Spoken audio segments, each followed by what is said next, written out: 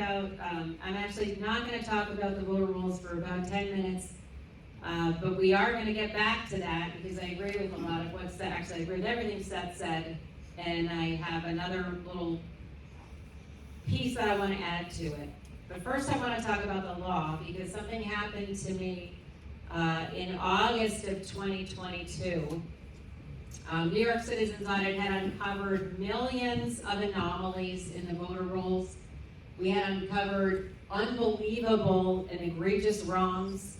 You already were seeing all over New York State that 338,356 more votes than voters who voted in 2020, meaning 338,000 ballots entered the system that the Board of Elections cannot possibly track back to a human source, not even a fake one.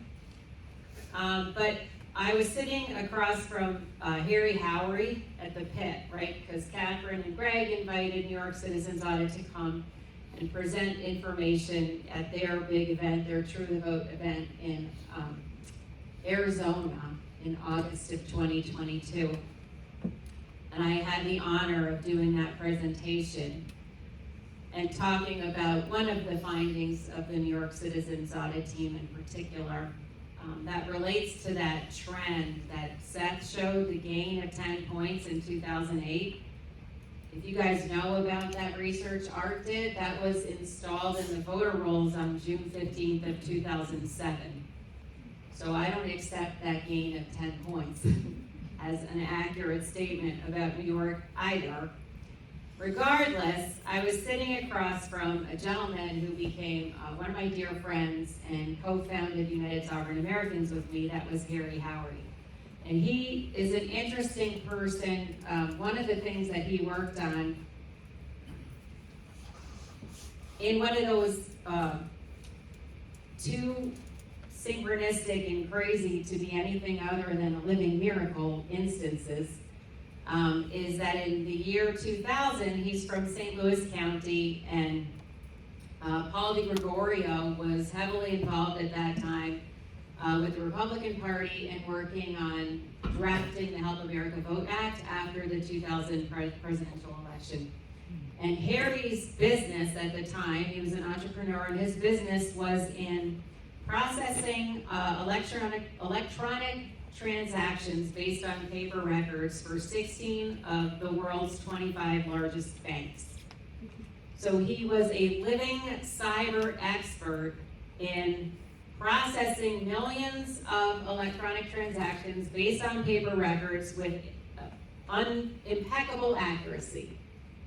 And in fact, he was the consultant who basically helped to devise the standards for our electronic voting systems under the law that are now kind of enshrined within HAVA and in the Federal Information Security Modernization Act of 2002. So we're sitting across the table from each other, and he's like, here's my card, and that was Saturday. And on Monday morning, my phone rang. I literally just got home. I was just seeing my kids and kind of like getting back into my family. They really miss me when I'm traveling, believe me. And I miss them. And my phone rings. It's 9 o'clock in the morning on Monday, and it's Harry. And he's like, we have a couple things I want to talk about.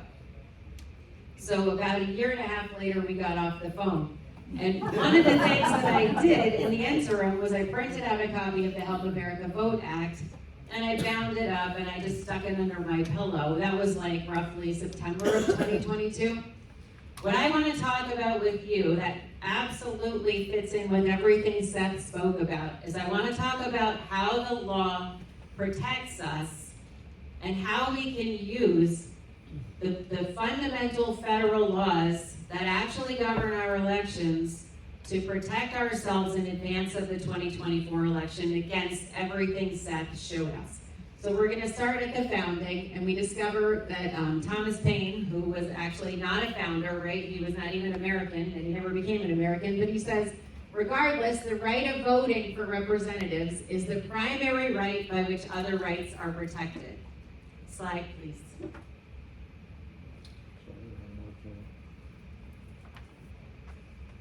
And then we discover, fast forward to 1964, no right is more precious in a free country than that of having a voice in the election of those who make the laws under which, as good citizens, we must live. Other rights, even the most basic, are illusory if the right to vote is undermined. And this is Justice Hugo Black, a known progressive. Actually, he was invited to the court by FDR. He colluded, actually, with, I'm not going to remember his name, Woodrow Wilson, in actually one of the biggest original illegal intrusions into private communications of American citizens. Now he's on the Supreme Court, and he actually agrees with the founders, so great. The point is, we finally have something we agree on. Next slide, please. Now, in the U.S. Constitution, as you can see here, the first sentence is the "we the people," the preface, the preamble that says, why are we even creating a constitution? So that's sentence number 1. Sentence number 2, Article 1, Section 1, all legislative power is vested in the U.S. Congress. Sentence number 3, in red there, so you can see how close it is to the very top of the document. Article 1, Section 2 says, the people of the several states shall choose their representatives. So you can't even write the U.S. Constitution without first establishing that the citizens of the United States of America are the sovereign, and it is the citizens who choose their representatives, and we are governed by consent. That is the founding principle of the United States of America. Next slide, please. In the 14th Amendment, we get a little bit more information that helps us in this quest to figure out how are our voting rights supposed to work. All persons born or naturalized in the United States and subject to the jurisdiction thereof are citizens of the United States. Great. Now we know what a citizen is. Next slide, please. In the second section of the 14th Amendment, we discover that if a state denies or abridges in any way the right to vote of an eligible citizen voter living within its territories, its boundaries, the state loses apportionment in proportion to the number of injured citizens. So the state loses federal funding, congressional representation, and electoral college votes. It's a big deal. And that right belongs, according to the second section of the 14th Amendment, the right to have your vote protected belongs to eligible citizen voters. Next slide, please. In 1965, Congress started passing laws regarding elections. Now, how is it that Congress had the authority to govern elections? Because I'm sure you guys are all constitutional experts, and you know Article 1, Section 4 says the time, place, and manner of our elections is in the capable hands of every state's legislature.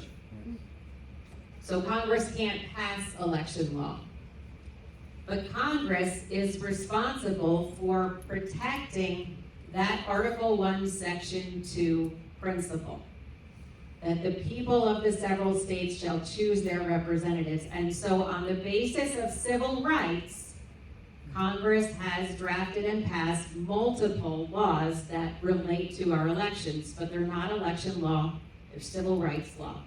And the Voting Rights Act of 1965 was the first one. Next slide, please.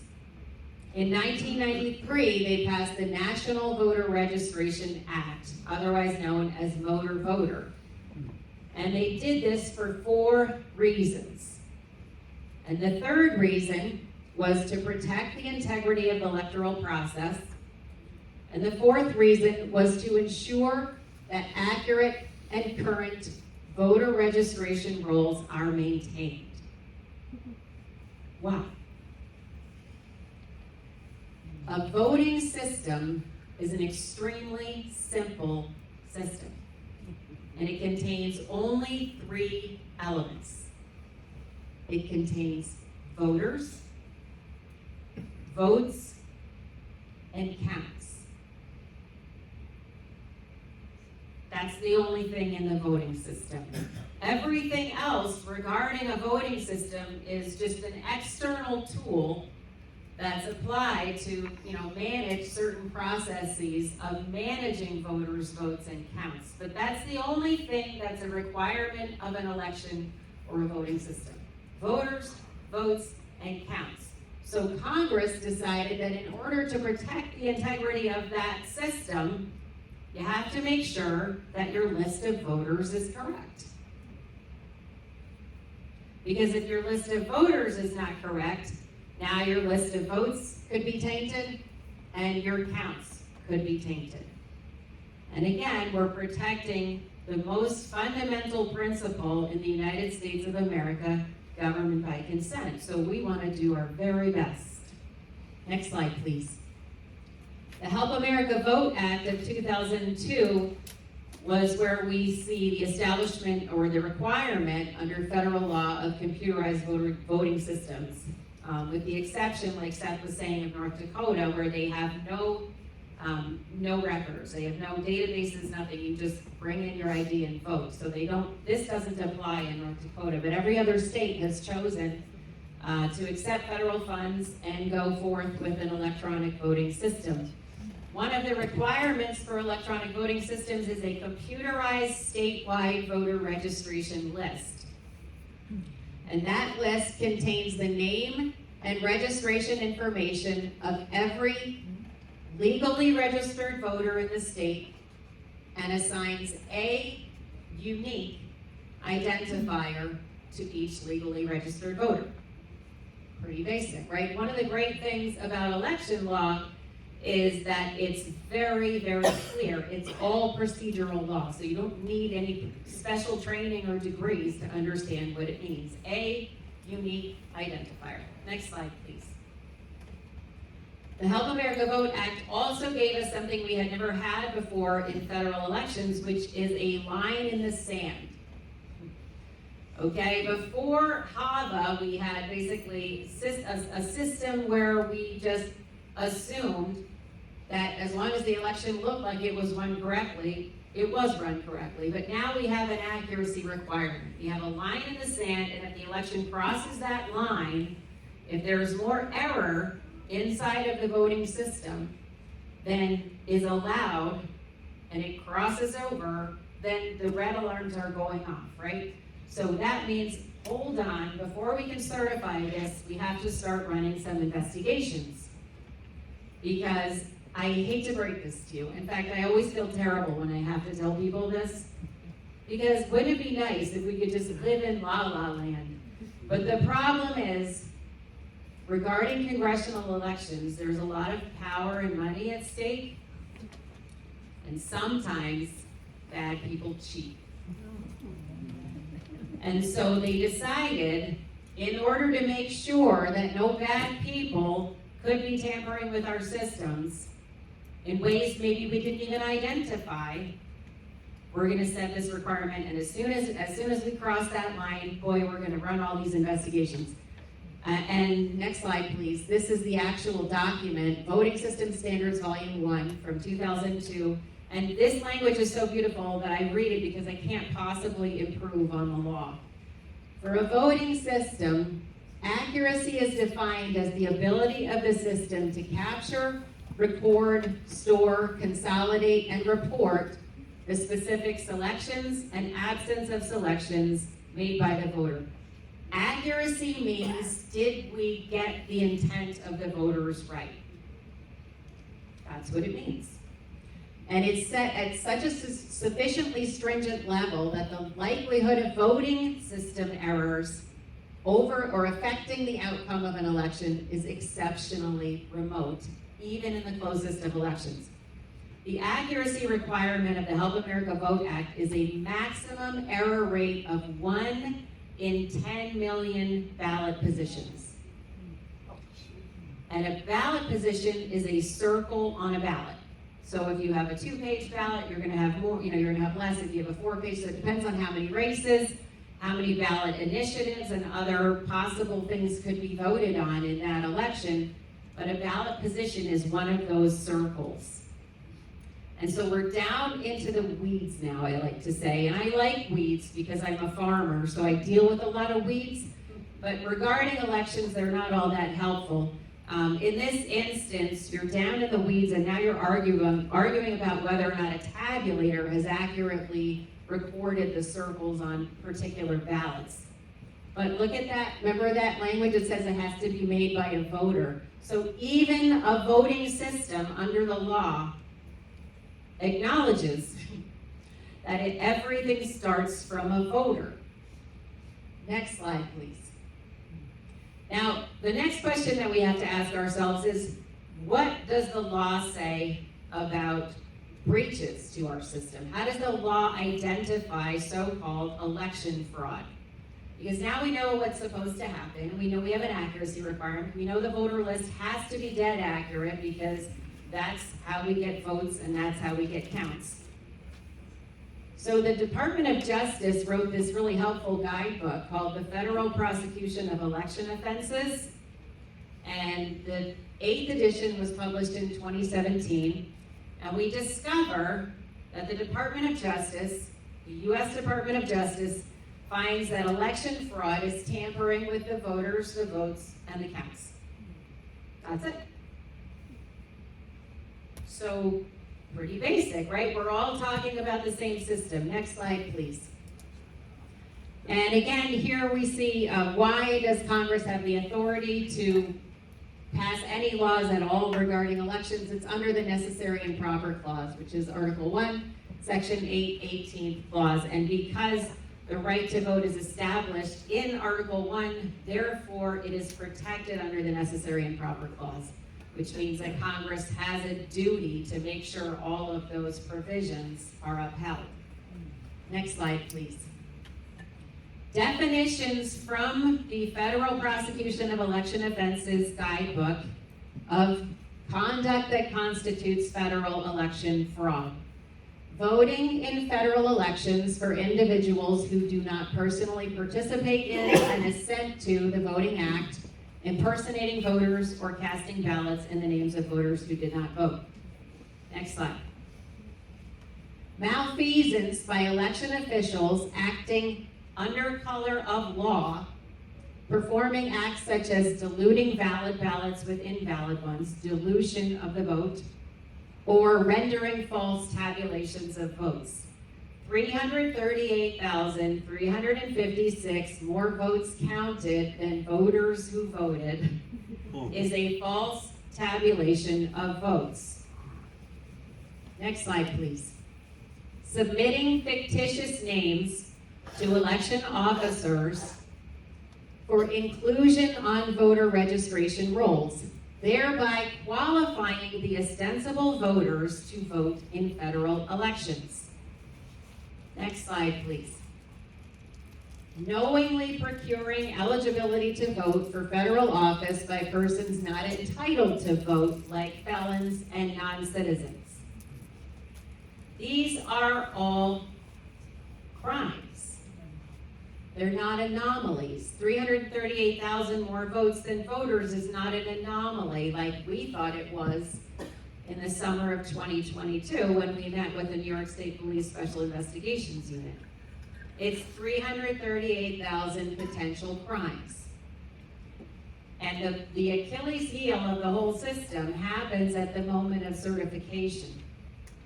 Because when an official signs their John Hancock on the final tallies and the final results of an election for a state, and this chief election official by state is a federalized agent because they're representing the state in a federal matter, and they sign that document, the meaning of certification is that an attestation of accuracy and legal compliance. Now, if they didn't look and check to see if the accuracy rate was met or if all the voters were real, and they signed a document, they lied, right? Yeah. And if they did look and they signed the document anyway, They lied. So there is someone we can hold accountable. But what I want to talk about right now is all of that context. We just talked about the whole context. How are our elections supposed to operate? And how is our voting rights supposed to be protected? The right to government by consent. So let's talk about briefly what we found in New York. Next slide, please. So in answer to the question, were the voter rolls accurate at the time that the 2022 general election in New York was certified, as required by federal law? And the answer is no. We found 5.1 million registration violations within a document that is part of our critical national security infrastructure, the New York State Voter Roll Database. Now, these are not people who moved and the system wasn't updated quickly enough. These are black and white registration violations. So we have illegal duplicates, 1.4 million. We have purged with no purge date. You can't be purged in the New York State Voter Roll Database with no purge date because the law requires you to have a purge date. The reason the law requires that is because if you are purged in the database and you have votes in your voter history and there is no date for your purge listed, no one has any idea whether the votes that are in your voter history are legal, meaning they happened before the purge, or illegal, because they happened after the purge. No one can tell. So those votes, there should never be vote history for these people, but there's 1.5 million of them. We have 250,000 people who were created as purged voters. And we have a lot of other problems. But then we have these people, I want to talk about this category briefly. We have 1 million people registered to vote on January 1st from 1900 to 2022. And the Board of Elections says, that's okay, don't pay any attention to that 1 million registration set. It's not a big deal because that's a default date. First of all, they just admitted that they lied 1 million times in maintaining critical national security infrastructure. Second of all, that's impossible. It's impossible that that's a default. They say, well, you know, there was a time when we didn't have to have a registration date. So therefore, when we turned all those paper records into electronic records, we didn't have a registration date, so we just entered this default date. Well, there was a time also in history, we didn't have registration dates, birth dates weren't required. You know why? Because at that time, you voted amongst your neighbors. We didn't have online registration at that time. We didn't have automatic registration like Seth was talking about. We didn't have mail-in balloting. We didn't have centralized counting systems. We didn't have such a thing as anonymous voting. So their magic wand they like to wave over these 1 million potentially fraudulent registrations simply doesn't meet our standard, right? Because we want accuracy. This is our country. We want government by consent. We want Article 1, Section 2. And they are not allowed to take it from us on the basis of some magic wand they're carrying. So the next question, next slide please, is did these people vote? Were the votes counted provably from eligible voters as required by the U.S. Constitution, the 14th Amendment, Section 2, right? No. 450,000 illegally duplicated registrations voted. 2,400 of them were double votes, meaning both registrations or more than one registration clearly assigned to the same particular voter cast votes. 9,700 people registered after the legal date to register by and voted. And here's, you know, these are small numbers, but this is a really big deal right here, these three. Purged with no purge date, 942. Purged before the election, 2,500. And, oh, that's registered after last voter date, which is also stupid and crazy. How did any single purged registration, purged at the time of the election, cast a vote? There's absolutely, you cannot even go to court and beg a judge to reactivate your purged voter registration. There is no way to vote. And so even though the total at the bottom here, when you add in 250,000 votes cast by people registered on January 1st, is 745,000 voting violations, to me, right there, that's the biggest evidence that our elections are being manipulated in ways that even the registrars, even the administrators of our elections can't see, because no one can allow a purged registrant to vote. Next slide, please. Our third question is, was the number of votes counted equal to the number of voters who voted? We all know in New York, no, it wasn't anywhere near the number. So they never reconciled. When was the last time you filed your taxes with the IRS and you said, well, you know, they're pretty close. This is a pretty good match from my bank account to what I'm giving you. And I'm gonna go back in a couple of weeks and just make sure it looks good, because here we are. How's that? Who does that, right? Who doesn't reconcile? This is the most important thing we do as a nation. Elect our representatives.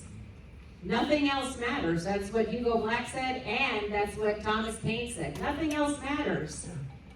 This is the first act that we do as a nation, and it has to be right. Next slide, please. Finally, was the number of ballots in error valid? We're going to look at that line in the sand and see how we did. So the 2022 election in New York State was allowed. There's that 1 in 10 million ballot positions error rate, and then they offered an alternative. It's actually both of them are really law, or the 1 in 10 million ballot positions is law, and the other one is an option. But it's a little easier to wrap your hands around. So it's 1 out of 125,000 ballots in error maximum.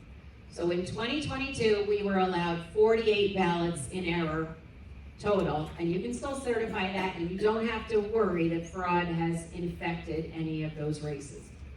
So we had 745,246 unresolved voting errors in 2022, certified as accurate and compliant.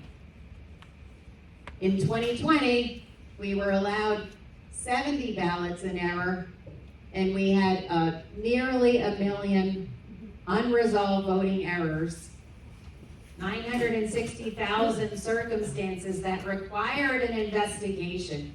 They required the certifiers and the election officials to verify in all 960,000 cases that the voter who had cast that ballot was provably qualified to receive the ballot and cast it.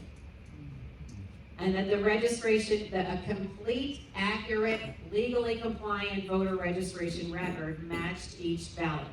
960,000 times that wasn't the case, but they went ahead and certified it as accurate. So, next slide, please. What do we do? Next slide. We follow the law, right?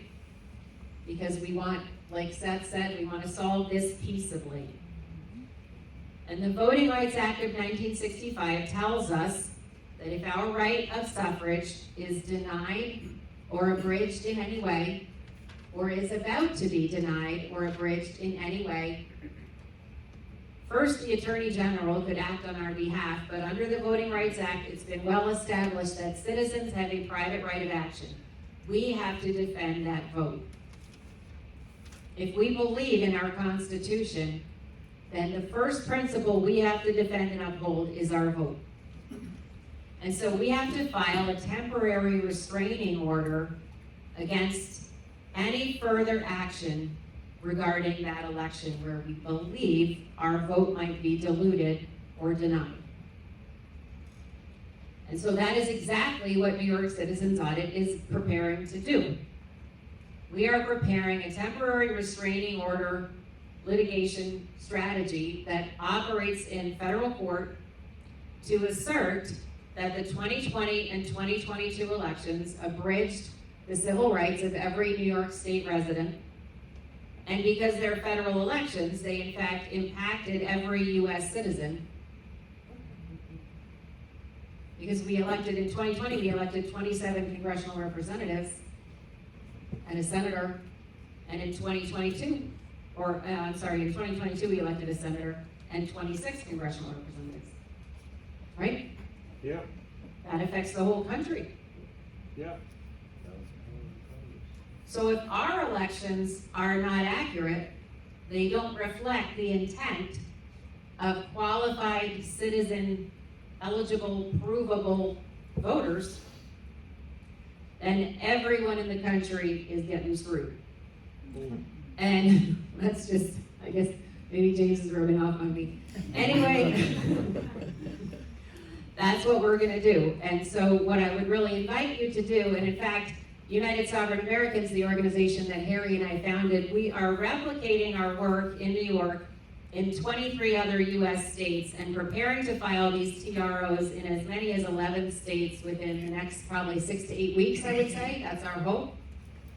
It's a big challenge because most attorneys are terrified to wade into this arena, even though this is clearly a violation and clearly a constitutional issue.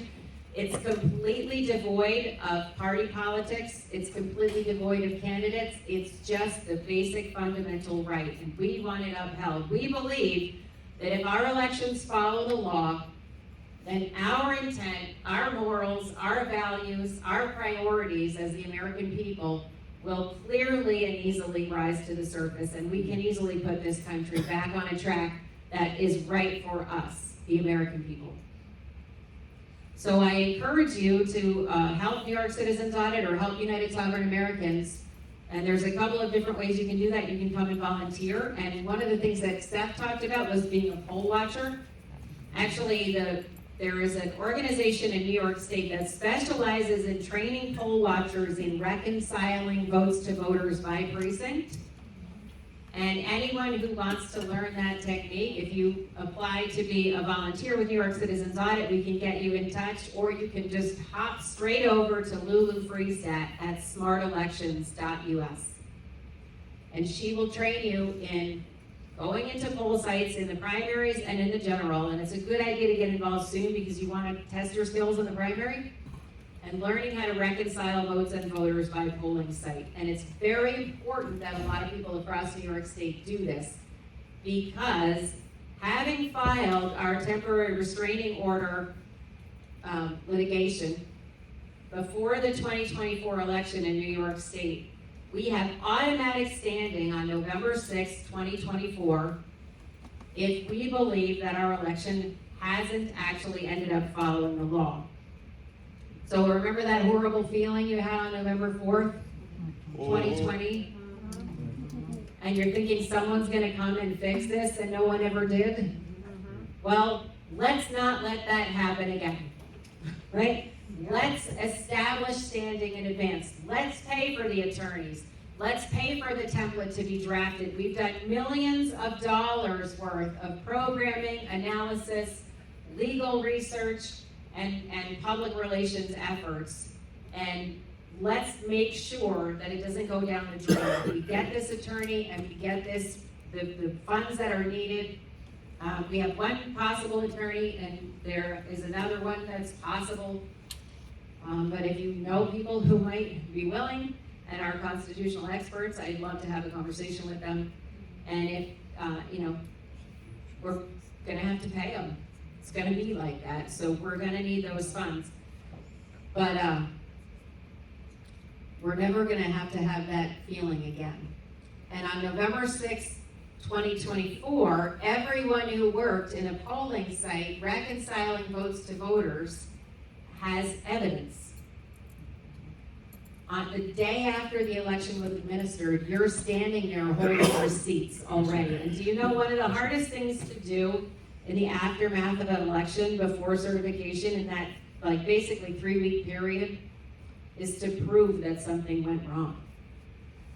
And if you volunteer with Lulu and you reconcile a polling site in New York State, believe me, and Seth just showed you, you're gonna have receipts. So thank you, please do that. And the other thing is, if you want to work with New York Citizens Audit, we would love to have your help. We need help with press. and we need help with people who want to work on the resolution for a valid election in 2024, and lots of other things besides. So I thank you for your time and attention, and Seth and I are going to be taking questions for the last couple of minutes. Yes? My question is that after this election in November, should a lot of the states get together so that we have a national holiday, election day, one day, and that you have voter ID, whether it's your driver's license, your military ID, or whatever, to prove who you are casting the vote? Should we be looking toward doing that for the nation? It certainly makes sense to me. The crux of the litigation that United Sovereign Americans is filing in these 23 states, or at least in 11 of them, but 11 of, without getting in the weeds, many states, is the idea that if our elections aren't following the law, then we're not really having elections. Right. And we're not the election deniers, we're the ones being denied a legal and valid election. So if the law was being followed, you see, everything that is reasonable would be immediate. It would be instant, because it's so obvious and reasonable. If the law was being followed, then we wouldn't have found 5.1 million registration violations in the New York State voter roll database. And there wouldn't have been all those hundreds of potentially fraudulently cast votes in polling site 3 in Saratoga County, right? None of these things would have happened. So, like, for example, mail-in voting. Now, here's an interesting issue. Mail-in voting, as it's described and defined in the Help America Vote Act, is totally different than mail-in voting now. Just like, you know, the way that a male and a female are described in the Garden of Eden is losing meaning. Right. So the law is based on one definition of mail-in voting. Now they change mail-in voting, they work the meaning of it, and they're thinking no one's gonna notice that the meaning of the law has been changed. But we did notice, actually. So you see, there's all these, it's like you could, Seth was saying that, there's so many rabbit holes, and I have lost friends, dear friends, wonderful analysts, amazing people, and I'm like, oh my God, I don't have a rope that long. I can't reach the bottom of that hole where my friend just totally got sucked in. The problem is the entire voting system is broken.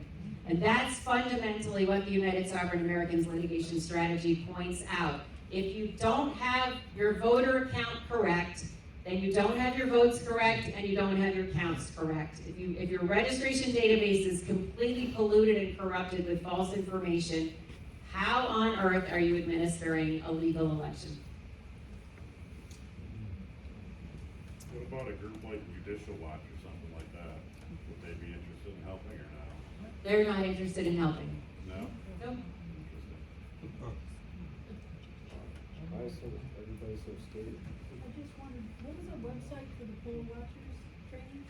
Lulu's website is smartelections.us.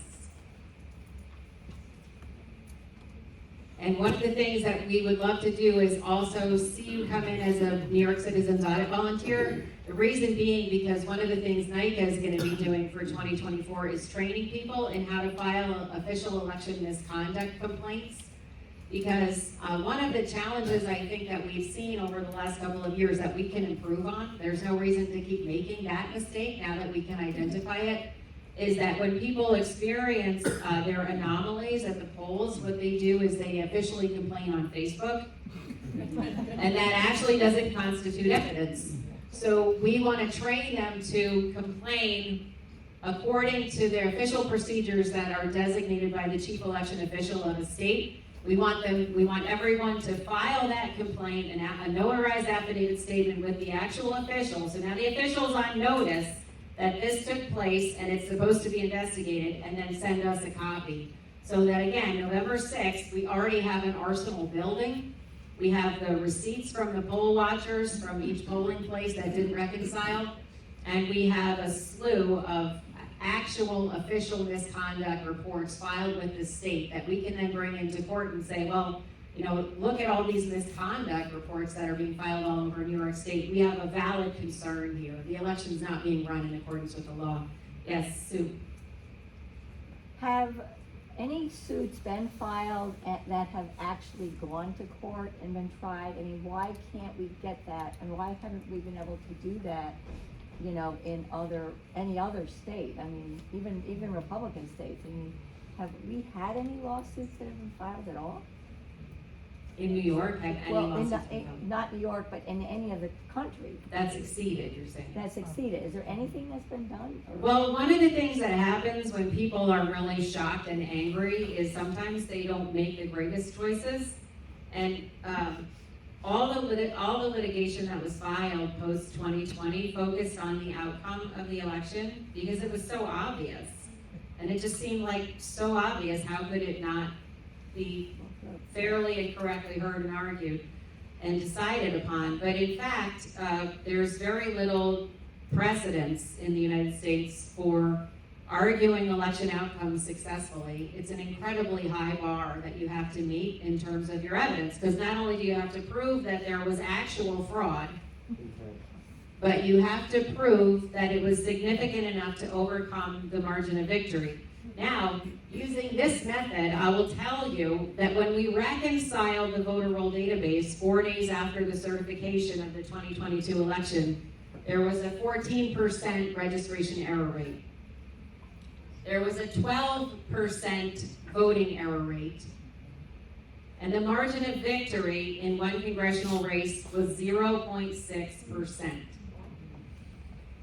Right there, all you need is those numbers. The voting system is broken. No one knows who won that election, and no one will ever know, because a system with a 12% error rate can't tell you what happened at 0.6%.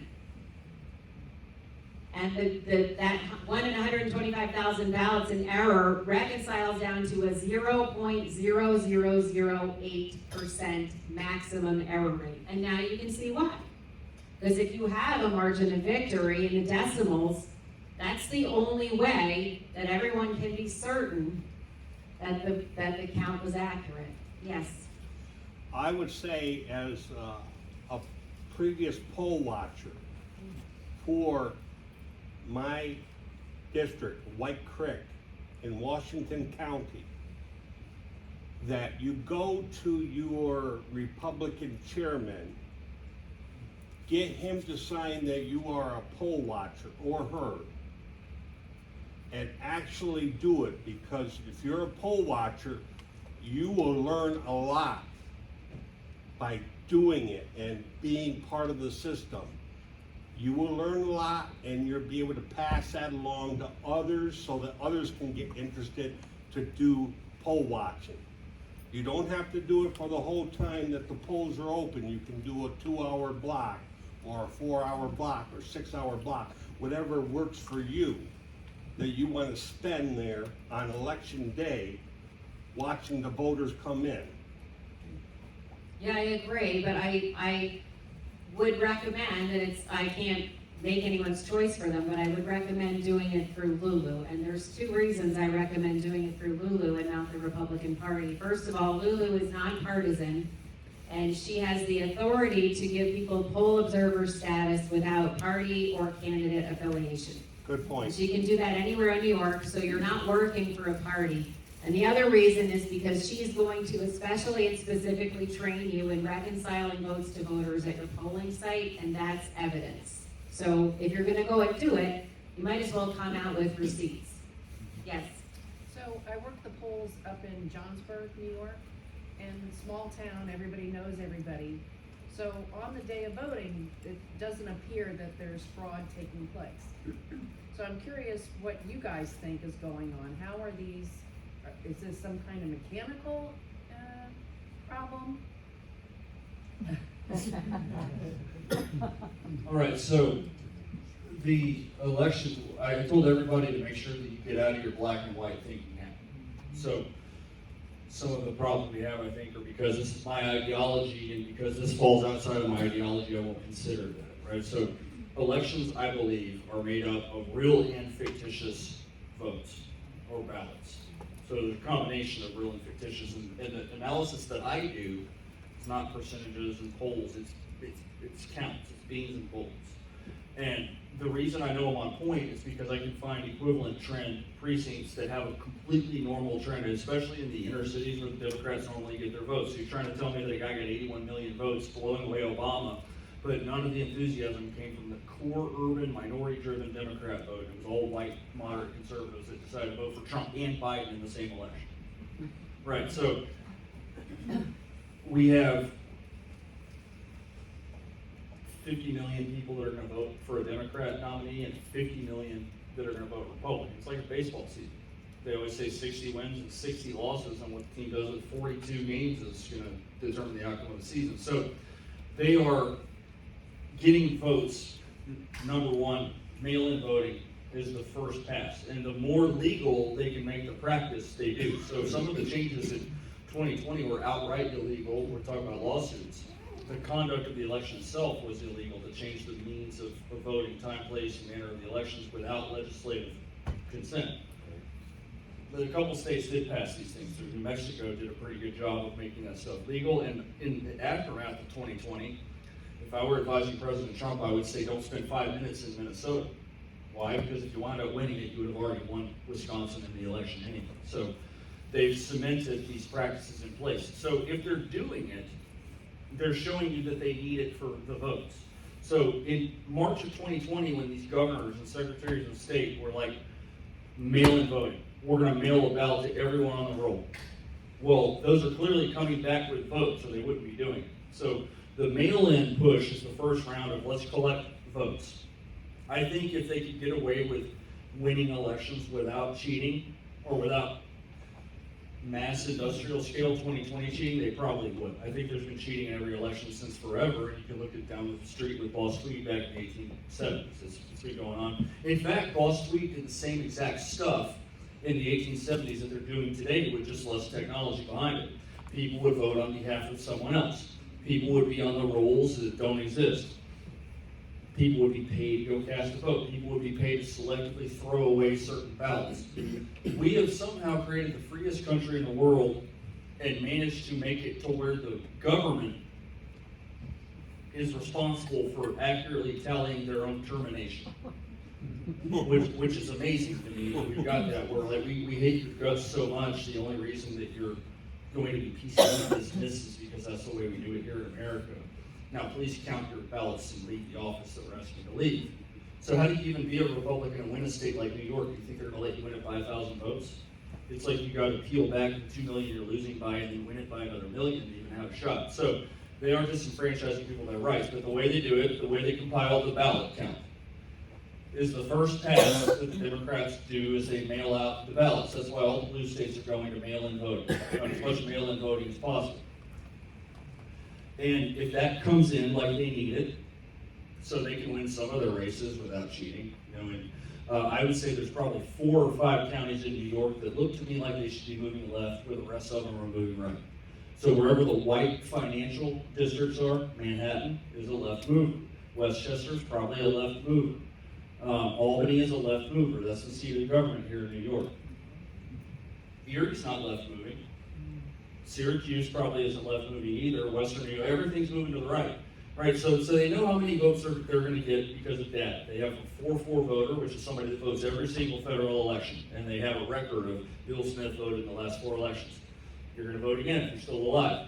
Then they've got 2 4s. These are people that vote presidentials or people that may or may not vote primaries, and they got people that are low propensity. So Trump won because the people that haven't voted since Reagan or Ross Perot came out of the Northwoods and voted for Donald Trump when they didn't expect that to happen. And you can read about it in Hillary Clinton's hilarious autobiography, in which she's talking about Florida and how she added 250,000 votes off of Obama. Clearly we're going to be winning Florida. And then Florida man showed up out of the jungle in mass to vote for Trump.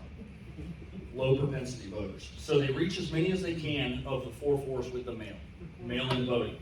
That also allows for weeks for we know that you've got that ballot. And now we're gonna go chase ballots and harvest ballots and make sure that you get it in. So it's a lot easier than you think. You pay 100 volunteers in Saratoga County, and you tell them all to go harvest 20 ballots. And you can do the math on that. There's a couple thousand extra votes right there. They're the ones that are organized, and we're not. In fact, somebody was just telling me in the back that down at this precinct, we've got 1 Republican representative and 4 Democrats. The other one, we got 2 Republicans and 4 Democrats. So we are not actually showing up. So they collect as many ballots without cheating as they possibly can. And then we have the ability to monitor the votes. So they also know about how many votes we're gonna have. Some of it's openly available. When I was an Army Intel officer, open source intelligence is extremely valuable. So we can tell about how many Republican votes there are gonna be too. And then we can monitor on election day. So, or if we know the Republicans are holding their vote back, look at 2022 in Arizona. Kerry Lake's folks came out to vote on election day in the primary. And that overcame what I believe is at least 50,000 fictitious votes for the other person, Karen Taylor Rosen. But then knowing that there was going to be a massive Republican weight on election day, they disabled machines. So they've got data using it in their way too. So they can do any number of things on election day, including measuring, hey, Donald Trump's got a ton of votes here in Michigan, and I don't think we've got the numbers. So use the registration database, hack into the software, backdate 100,000 mail ballot requests and put them back on October 12th, and then cast the ballot by software, just like when you go to the casino and you play 56 hands of poker at one time. So sophisticated data, sophisticated technology, as many real votes as possible. And then you have to adjust the margins, which I'm convinced that was going on in states that Trump would not have won in 2020, but would have been within 10 points. So I think New Jersey was within 6 points for sure. I think Oregon, Washington, and Hawaii were also within 6 points, but they're pushed back out into the 20s and 30s to make sure that, you know, how you gonna steal Pennsylvania but have Trump upset one of those states out in the West? So you've got the ability to use software and technology to monitor what the vote totals look like, and then create the outcomes. And then there's other elections like the ones in November of 2023, where there were fewer votes cast in the Kentucky governor's race than there were 4 years prior. And everybody wants to scream fraud, and one of the problems is proof. You gotta have proof. And then the other problem is the stats don't make any sense unless they're adjusting their tactics to not delete votes too, which I would not be surprised. There has to be a low turnout election fraud model available too, and I think we might find that out in the future. I want to just mention about deleting votes. The 2020 election in New York City voter roll database lists 254,000 particular voters who voted in the 2020 election. And when you look at there, so this is away from trends now, we're down, way down, one by one, counting votes. When you look at those 254,000 registration records at the state level, the vote is gone. So that's 250,000 people in New York City who the city thinks cast a vote, but when you actually tally those votes at the state level, they're completely disenfranchised. But you have to do this insane programming work, and you have to be incredibly meticulous and detail-oriented to be looking up these ID numbers one by one and find this stuff. The New York State voter roll database is a garbage dump.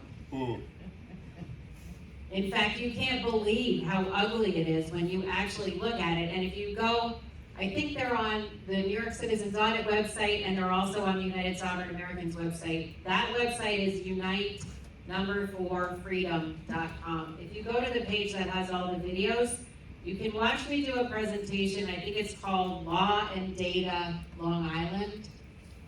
And open that up and put it on a big screen and look at the data. It's horrific. You know, people registered to vote in 1930, born in 1912, voted in the 2022 election. Registered to vote on January 1st, 1850, born in, 1963, voted in, I don't even know. You just can't make heads or tails of any of this information, and then you go and you actually talk to people. And I do want to say, canvassing right now in New York State, I don't strongly recommend it. We're under 2 subpoenas now by the New York State Attorney General. Letitia James is attacking New York citizens audit. We have already responded with all of the documents required to clearly and provably demonstrate that her claims are unfounded, and yet the investigation proceeds and continues and more documents are being demanded. I don't recommend canvassing in person right now in New York State, but it does actually produce extraordinary results, like Marissa in Cattaraugus County, who she went to vote in the 2020 election. She showed up at the polls, right? She's a young lady, didn't know about voter registration. She had no idea. She wasn't registered to vote. She went to the polls and they were like, sorry, you need to register. So you're gonna register and come back around next time. 20 days later, 2 registrations were created in her name with exactly the same name, date of birth, address, and everything, and both of them voted in the 2020 general election. Yes. Your social security number assigned to you, your voter ID number, when you got a voter ID number, is totally distinct also. Is that correct? Totally That's distinct. a unique statewide identifier. So if I move from New York, does that go, when I go to Arizona, does that number transfer over to me in Arizona? Does it track me wherever I am like my social security number does? Your unique statewide identifier is unique to that state.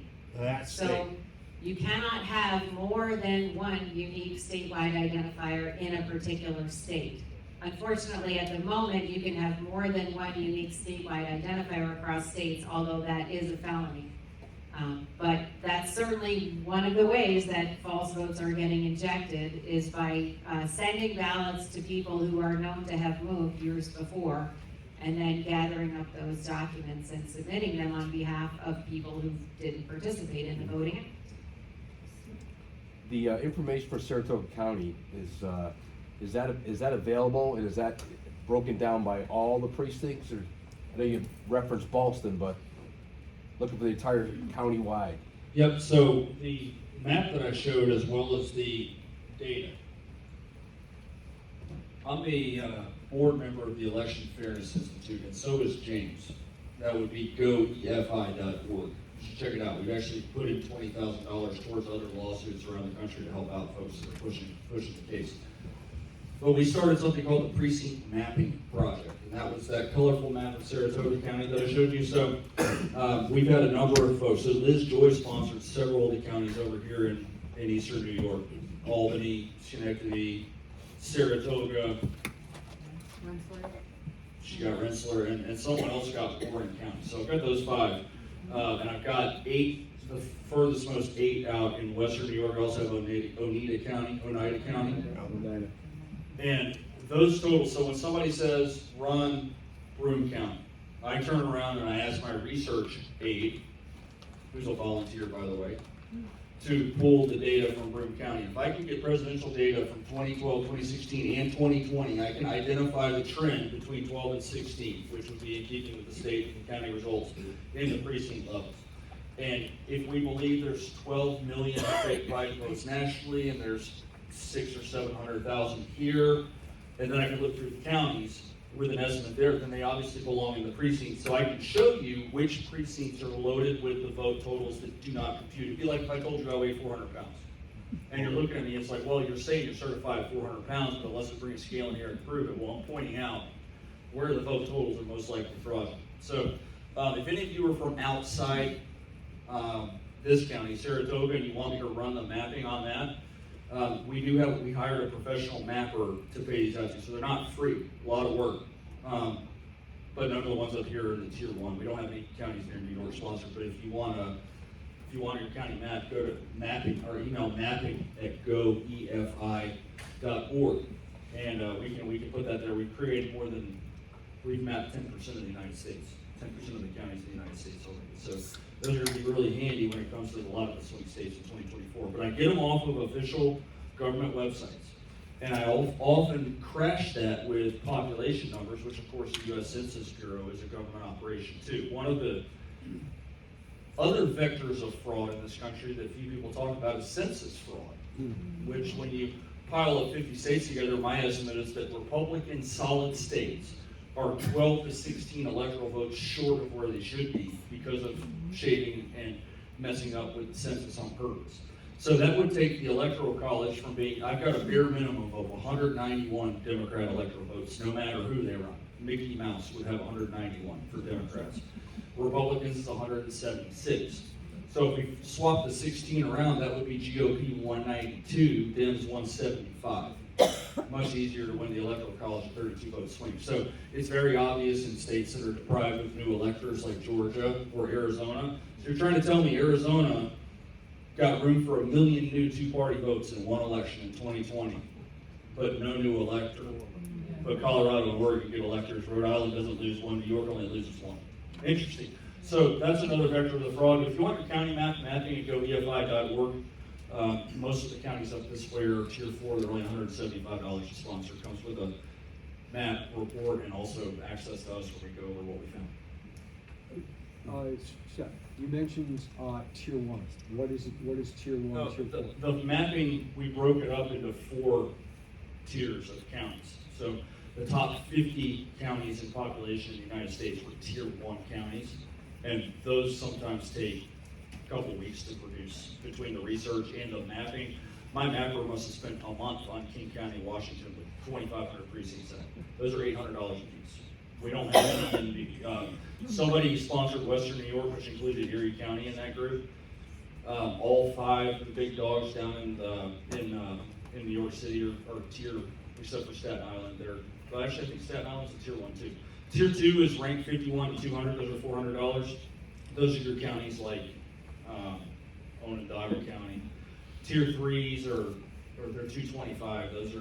Those are counties like Rensselaer County, which is sponsored by Liz Joyce. I've got those too. And tier 4s are just your other counties that appear to be tainted. We made that's a proprietary gauge so we can charge an appropriate price for these, which we use to fund our legal challenges too.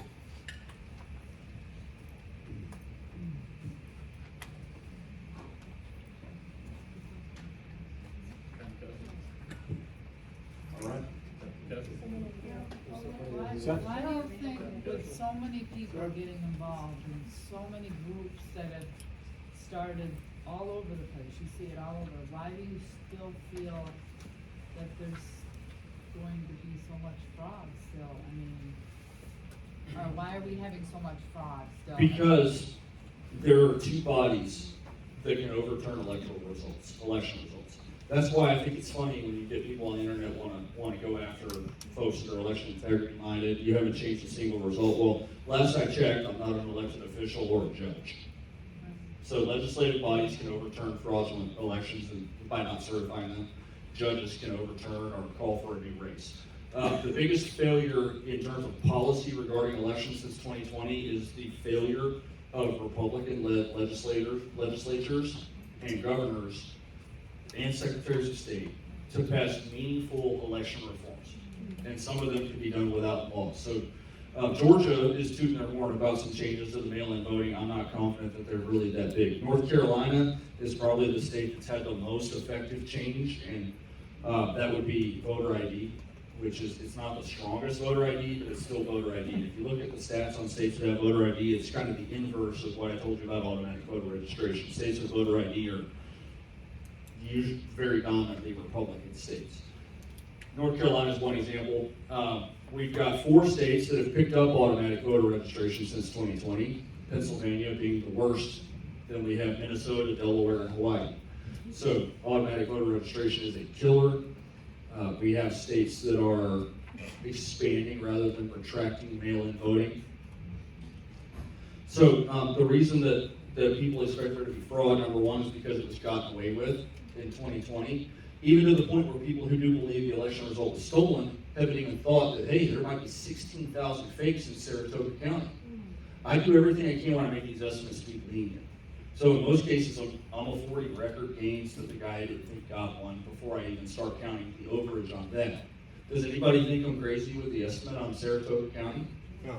We've got 2 consecutive cycles of Democrat vote decline, now the highest Republican gain in a long time. We've got being surpassed here by a swing of 10 points. So the biggest problem we have is the lack of meaningful election reforms or judicial decisions that would set back the election fraud machine.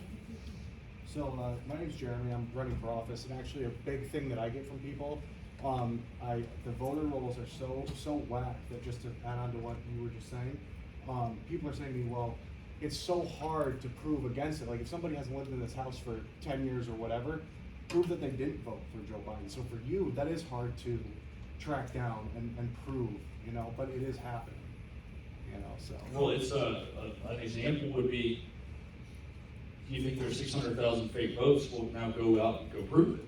And what we do is sometimes we'll go out there and go try to prove something and hope we actually got a real voter that lives here who is 100 years old.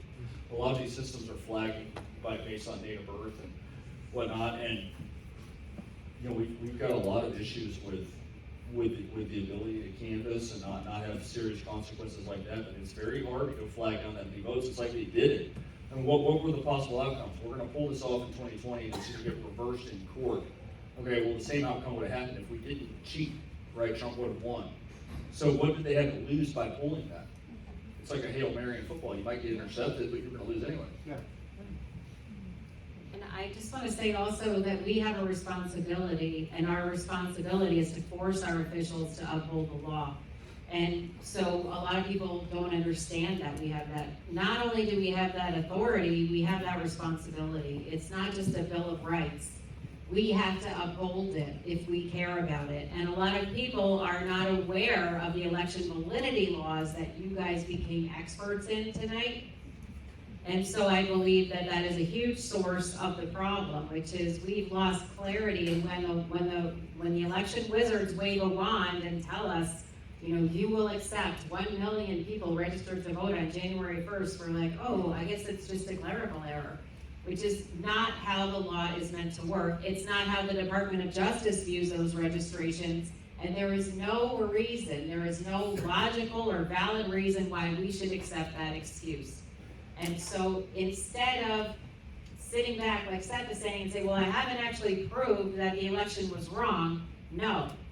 The way that we need to be operating in 2024 is that they have a positive, an affirmative duty to prove to us that the election was correct. Right. And that the election did follow the law, and it was accurate. And if they don't do that, and they're not willing to do that, and you think they're already not willing to do that, because you've seen this presentation and probably 6 others, maybe you want to chip in, maybe you want to think about our future and chip in bigly for our litigation.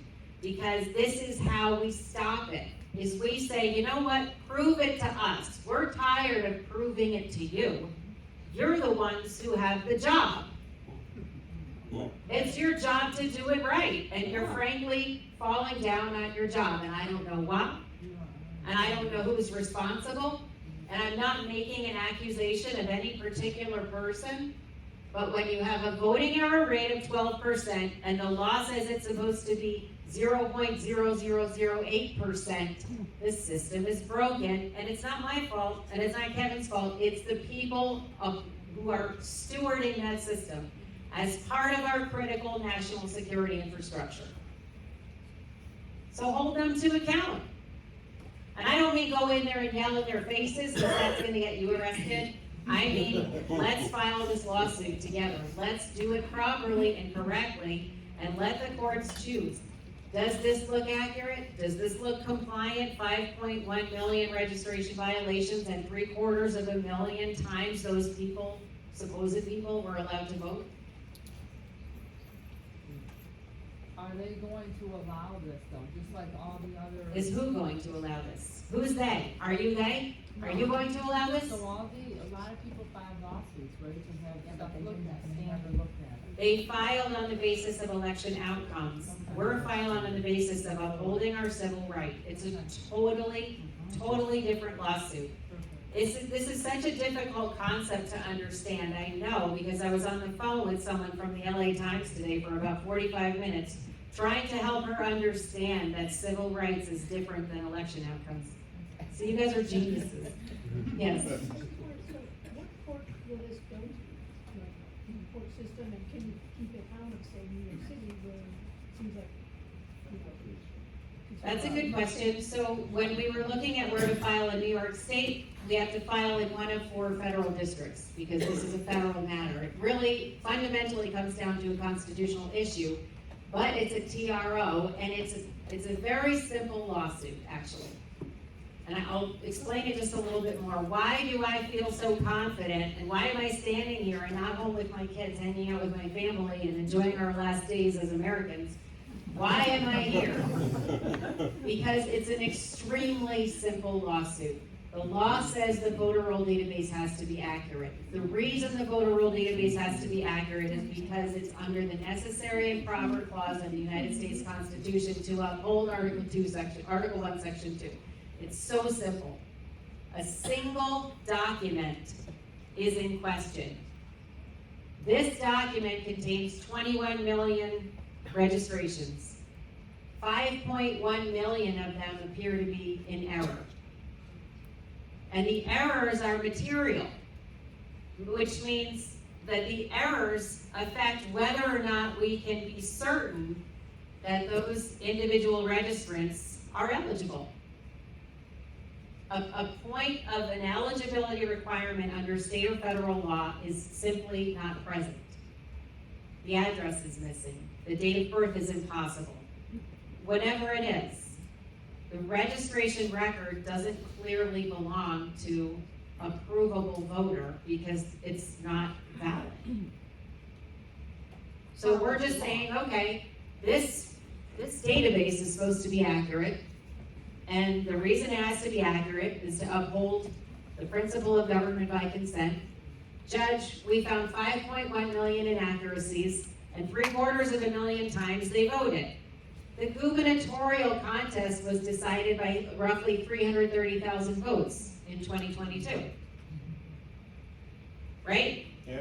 So again, the voting error rate was 12%, the gubernatorial margin of victory was 5.7%. The Attorney General margin of victory was 9%. Chuck Schumer's race was less than 12% margin of victory.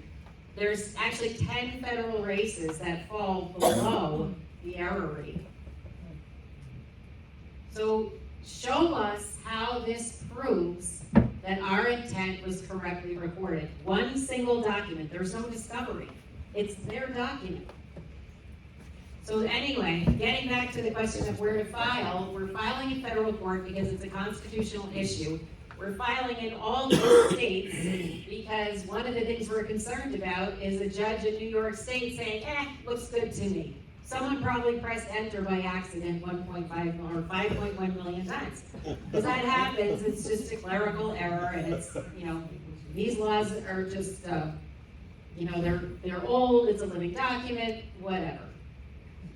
So we don't want to just file in New York. We want to file in Missouri, in Tennessee, in Texas. We want to file in North Carolina. We want to file in Florida. We want to file in Michigan. We want to file in as many states as we possibly can.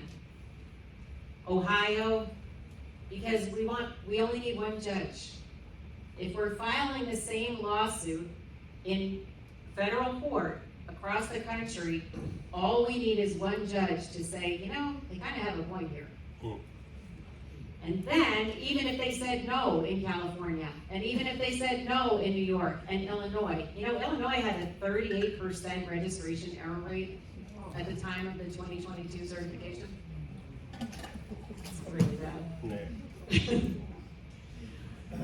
Even if we just get one single yes, do you know what happens?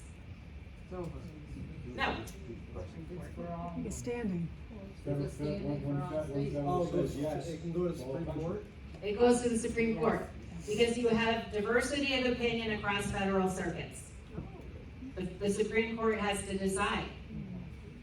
Are you filing in all 9 circuits?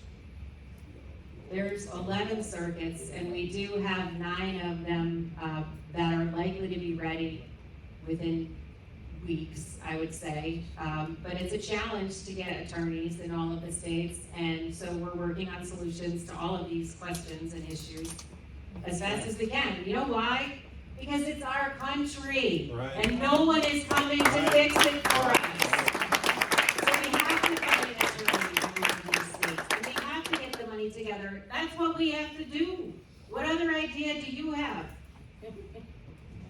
We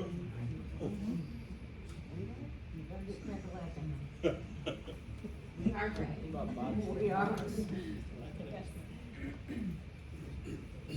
talk some, in the weeds here. You can't file the suit until when? There's no restriction on when we can file the suit. The main problem is that you can't, if we wait too long, which is, there's no date that says it's been too long, it's just that they'll say, well, you haven't given us time to fix the voting system. Okay, but it's post-election, right?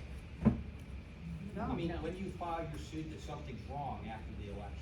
No, no, no. No, you do it before. No, sir, this is a TRO. This is an advance, in advance. If you think your right is going to be diluted or abridged or denied, you have to file as soon as you think that you can prove it. Okay, and then how can they delay that moving? I'm worried that something's gonna step in and prevent you from executing your plan in the Oh, yeah. timeframe that needs to happen, because your organization will be attacked. Well, our organization is already under attack, my friend. There's Yeah. 2 subpoenas from the Attorney General with my name on them. And so if you just, in a theoretical situation, let's just say your leadership of the organization is incapacitated for whatever reason. Like we're in federal prison. Right.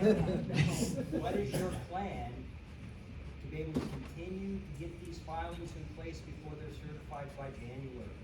Well, you know, New York Citizens Audit was an effort that involved the contributions of over 2,000 New York State citizens.